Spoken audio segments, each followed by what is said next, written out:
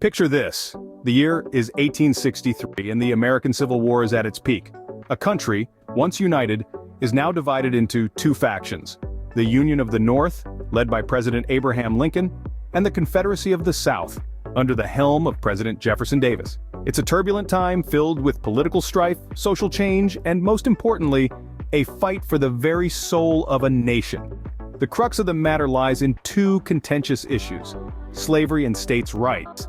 The northern states, seeking to abolish slavery and unify the nation under a strong federal government, find themselves at odds with the southern states who are fighting to preserve their way of life and their perceived right to secede from the Union. Against this backdrop of a nation torn apart, we find ourselves at the precipice of one of the most significant battles of the war, the Battle of Gettysburg. July 1st, 1863, the Confederate Army led by General Robert E. Lee clashes with the Union Army commanded by General George G. Meade in the small town of Gettysburg, Pennsylvania.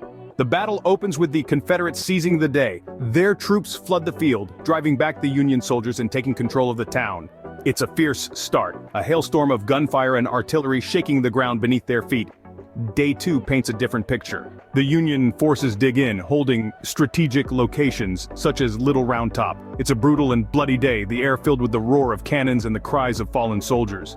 The Confederates push hard, but the Union line holds firm, their strategic position giving them the advantage.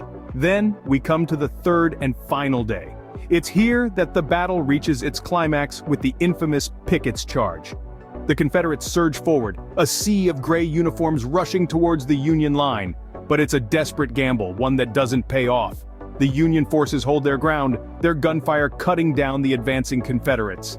It's a devastating loss for the Confederates, their failed charge leaving a gaping hole in their ranks. After 3 grueling days, the battle ends on July 3rd, marking a decisive victory for the Union and a turning point in the Civil War. The dust settles on the battlefield. The Battle of Gettysburg leaves an indelible mark on the course of American history. Both sides suffer staggering losses, with thousands of men fallen, shaking the Confederacy to its core. It's a crucial turning point, halting the Southern advance, marking the beginning of the end for the Confederacy. The Union's victory here is a beacon of hope amidst the despair of a nation at war with itself. The Battle of Gettysburg remains etched in history, not only as a major Union victory, but also as a poignant reminder of a nation's struggle against itself.